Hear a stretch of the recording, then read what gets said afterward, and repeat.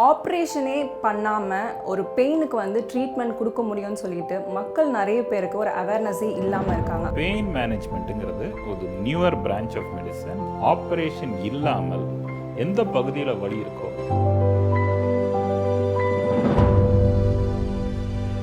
Back pain and neck pain சொன்னீங்க. So அது எதனால் வருது? இப்போது சராசரியாக ஆஃபீஸ் போகிறவங்களுக்கு பேக் பெயின்ங்கிறது ரொம்ப காமன் ஆயிடுச்சு. ஸோ நம்ம லைஃப் ஸ்டைலில் பேக் பெயினை தவிர்க்கணும் அப்படின்னா பேக் பெயினை ரெடியூஸ் பண்ணுறதுக்கு ரெகுலர் வாக்கிங் தேவை. ரெகுலர் வாக்கிங் அட்லீஸ்ட்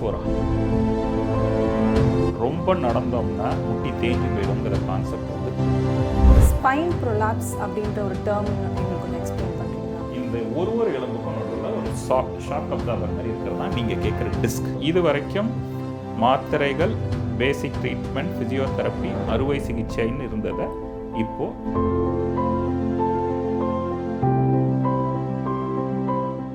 நோயால் ஏற்படுற வலிக்கும் ட்ரீட்மெண்ட் இருக்குது. அதுவும் சர்ஜரியே இல்லாமல் இன்ஜெக்ஷன் மூலமாக இந்த ட்ரீட்மெண்ட் பண்ணுறாங்க.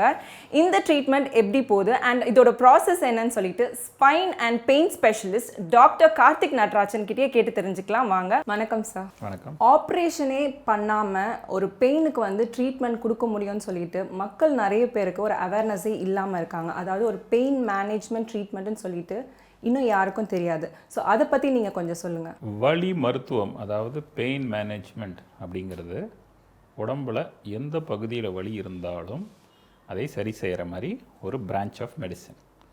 இப்போ காமனாக உடம்பில் வர்ற வலிகள் முதுகு, கழுத்து, ஷோல்டர், ஜாயிண்ட்டு, முட்டி, தலைவலி, இந்த மாதிரி வலி வரலாம். இப்போ முதுகு வலி, மூட்டு வலி அப்படின்னா இது வரைக்கும் நார்மலாக நம்ம பேசிக் ட்ரீட்மெண்ட் அப்படின்னா மாத்திரை சாப்பிட்றோம், ஃபிசியோதெரபிஸ்ட் கிட்ட போகிறோம்.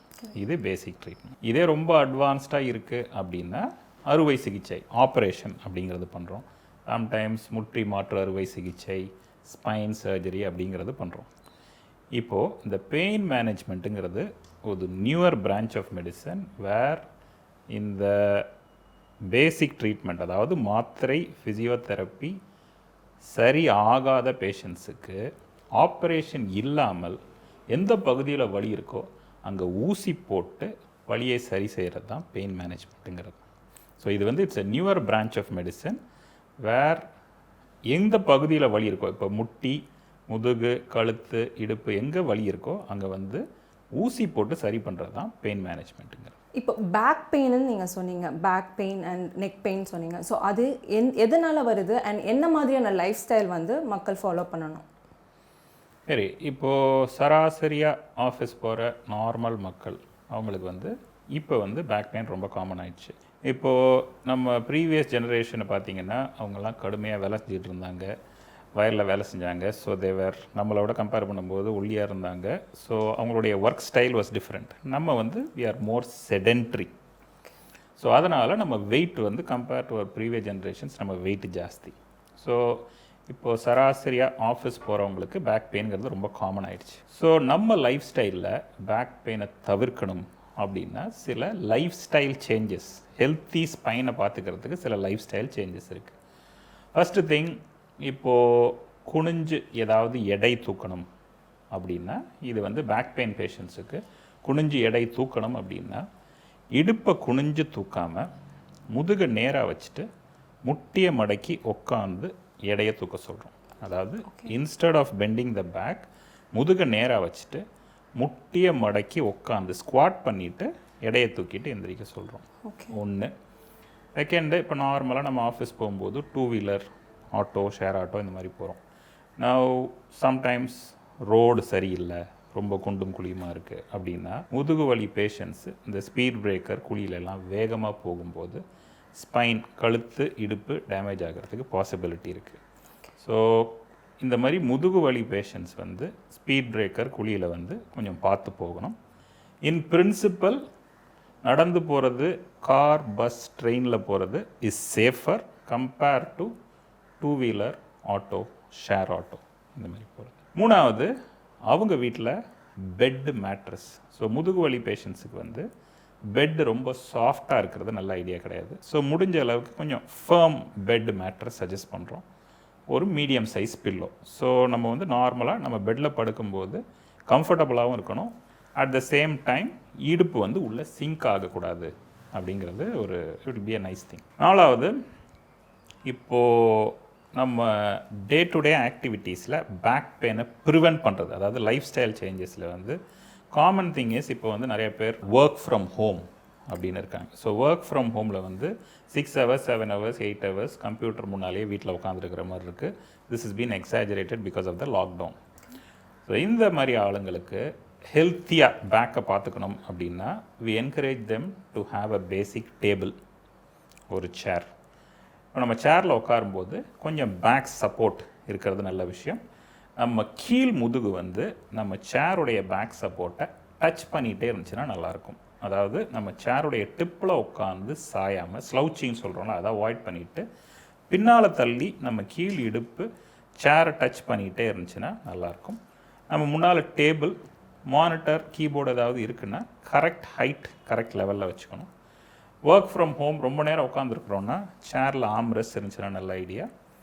இப்போ நம்ம மவுஸ் பிடிக்கிறோன்னா டேபிளில் நம்ம கையை ரெஸ்ட் பண்ணிவிட்டு அதுக்கப்புறம் மவுஸ் பிடிச்சோன்னா லெவல் கரெக்டாக இருக்கும். பீரியாடிக் பிரேக்ஸ், இப்போ தொடர்ந்து நம்ம 6 hours 7 hours வேலை செய்கிறோன்னா தொடர்ந்து கண்டினியூஸாக வேலை செய்யாமல் once in ½ an hour 45 minutes எழுந்திரிச்சு ஒரு வாக் பண்ணிவிட்டு கொஞ்சம் தண்ணி குடிச்சிட்டு நம்ம ஸ்ட்ரெச் பண்ணிவிட்டு இது பண்ணோன்னா கண்டினியூஸாக வேலை செய்கிறத விட பீரியாடிக் பிரேக்ஸ் எடுத்தோன்னா ஸ்பைனை இன்னும் கொஞ்சம் ஹெல்த்தியாக வச்சுக்கலாம். இப்போ பேக் பெயினை ரெடியூஸ் பண்ணுறதுக்கு ரெகுலர் வாக்கிங் தேவையா சார்? ஓகே, ஸோ இப்போ நம்ம பேக் பெயின்ங்கிறது வந்து இப்போ நார்மல் ரொம்ப காமன் ஆயிடுச்சு. ஸோ 2-3 விஷயம் நம்ம சைட்லேருந்து பார்த்துக்கிறது. ரொம்ப ஓவர் வெயிட் ரொம்ப ஜாஸ்தியாக இருந்துச்சுன்னா back pain is more common. So ஆவரேஜாக நம்ம இந்தியன் ஹைட்டுக்கு வந்து ஜென்ஸுக்கு வந்து ரஃப்லி ஒரு average wait is around 70 kilos. லேடிஸுக்கு வந்து average wait is around 60 kilos. So this is an average wait. ரொம்ப ஓவர் வெயிட்டாக இருக்கிறோம், இது இந்த லெவலை விட ஒரு 10-20 கிலோ கூட இருக்கிறோன்னா it puts more pressure on the back. So over வெயிட்டாக இருக்கிறது கொஞ்சம் தவிர்க்கிறது பெட்டர். ஒன்று. செகண்டு, ரெகுலர் எக்ஸசைஸ், ஏதாவது stretch exercise, strengthening exercise, yoga, இந்த மாதிரி ஏதாவது பண்ண முடிஞ்சதுன்னா பண்ணலாம். இது எதுவுமே பண்ண முடியலன்னா at least regular walking. So regular walking at least ஒரு ½ an hour இருந்துச்சுன்னா பேக் பெயின் பேஷண்ட்ஸ், கழுத்து வலி, மூட்டு வலி பேஷண்ட்ஸுக்கு நல்லது. இந்த ப்ரீவியஸ் கான்செப்ட், அதாவது ரொம்ப நடந்தோம்னா முட்டி தேஞ்சு போயிடுங்கிற கான்செப்ட் வந்து தவறு. ஸோ ஈவன் முட்டி வலி பேஷண்ட்ஸ் கூட ரெகுலராக முடிஞ்ச அளவுக்கு 20 minutes ½ an hour ரெகுலராக நடக்கலாம்.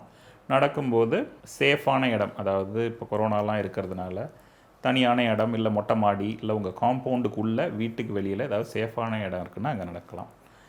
இதுக்கு அடுத்தது, இப்போ நடக்கும்போது கொஞ்சம் சன்லைட், வெயில் படுது அப்படின்னா இந்த பேஷண்ட்ஸுக்கு நல்லது.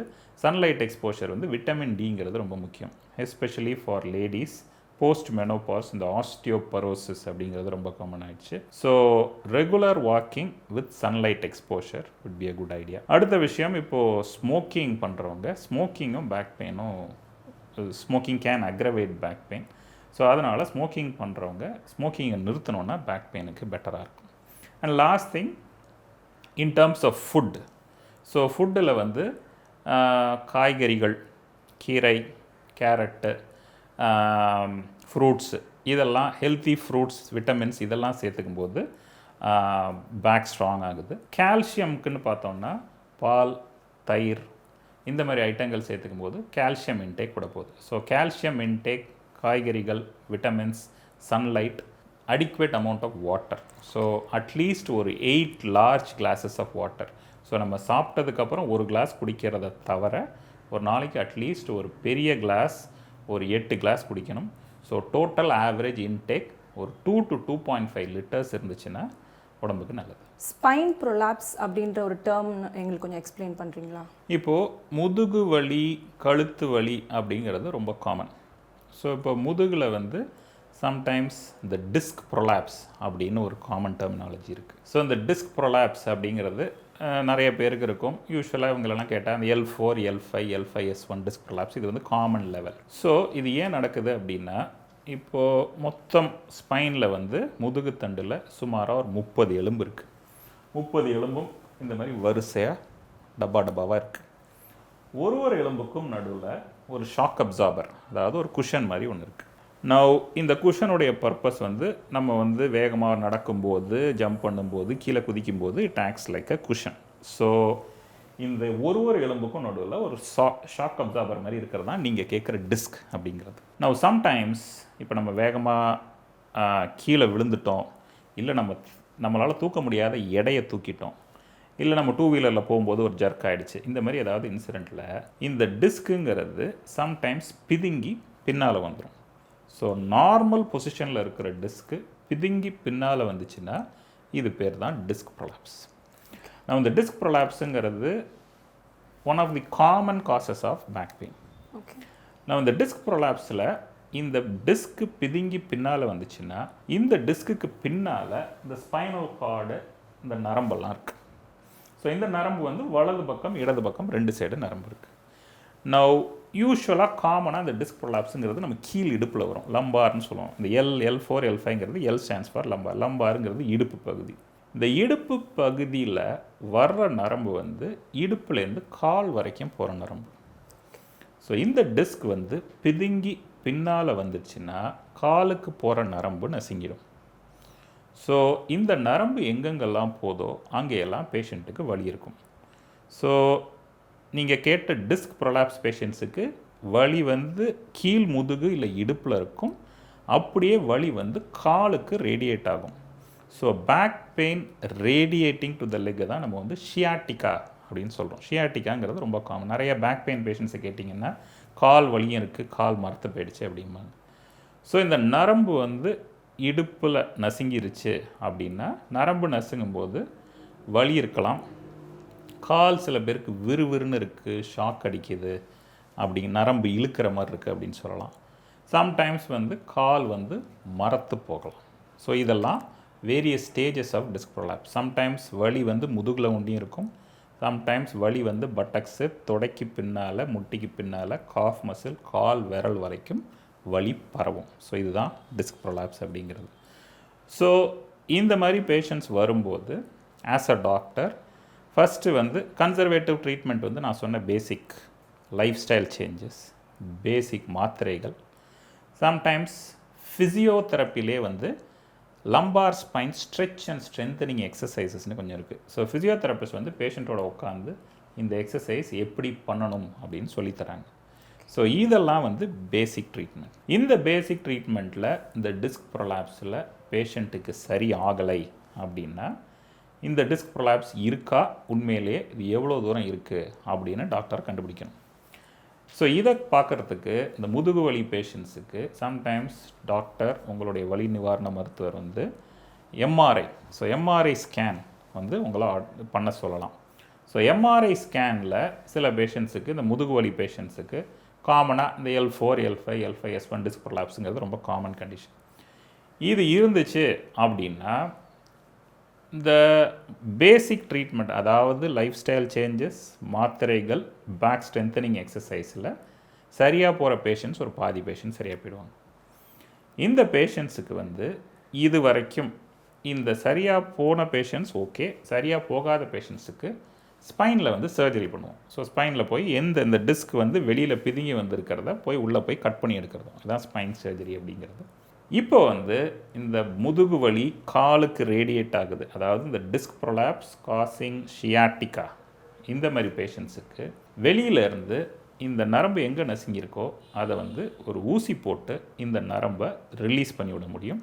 இந்த நரம்பு ரிலீஸ் பண்ணிவிட்டால் முதுகு வலியும் காலுக்கு ரேடியேட் ஆகிற டிஸ்க் ப்ரொலாப்ஸ் பெயினும் சரியாகிடும். ஸோ இது வரைக்கும் மாத்திரைகள், பேசிக் ட்ரீட்மெண்ட், ஃபிசியோதெரப்பி, அறுவை சிகிச்சைன்னு இருந்ததை இப்போது வெளியிலேருந்து முதுகு தண்டில் ஆப்ரேஷன் பண்ணாமல் இன்ஜெக்ஷன் மூலம் சரி செய்ய முடியும். முதுகு தண்டில் அதிகபட்சம் ஆப்ரேஷன் செய்வதை தவிர்ப்பது நல்லது. ஸ்பைனல் கார்டில் சர்ஜரி பண்ணுறது வந்து sometimes everything cos well, it's fine. ஏதாவது ஒரு காம்ப்ளிகேஷன் ஆகிடுச்சு, இல்லை சம்டைம்ஸ் போஸ்ட் சர்ஜரி ஃபைப்ரோசிஸ் அப்படின்னு சொல்லுவோம், இதெல்லாம் வந்து கொஞ்சம் ரிஸ்க் உள்ள ஐட்டம். ஸோ முதுகு தண்டில் முடிஞ்ச அளவுக்கும் ஆப்ரேஷன் பண்ணாமல் பண்ணுறது பெட்டர். ஓகே, ஸோ இப்போ நீங்கள் ஆப்ரேஷன் பண்ணாமல் த்ரூ இன்ஜெக்ஷன் மூலமாக வந்து இதுக்கு வந்து ட்ரீட்மெண்ட் கொடுக்கலாம் அப்படின்னு சொல்லியிருக்கீங்க. ஆனால் இந்த இன்ஜெக்ஷன் எடுத்துக்கிறதுனால ஏதாச்சும் சைடு எஃபெக்ட்ஸ் இருக்கா சார்? ஸோ இப்போ நார்மலாக நம்ம வந்து இன்ஜெக்ஷன் எடுத்துக்கும் போது என்ன பண்ணுறோம், டாக்டர் வந்து கையில் பார்த்து போடுறாரு, பட்டக்ஸில் பார்த்து போடுறாரு. இவ்வாறான ஹெல்த் சம்பந்தமான பல விஷயங்களை ஐபிசி ஹெல்த் உங்களுக்கு தர இருக்குது. இந்த வீடியோ உங்களுக்கு பிடிச்சிருந்தா இந்த சேனலை லைக் பண்ணுங்க, சப்ஸ்கிரைப் பண்ணுங்க, உங்களுடைய நண்பர்களுக்கு பகிர்ந்து கொள்ளுங்க.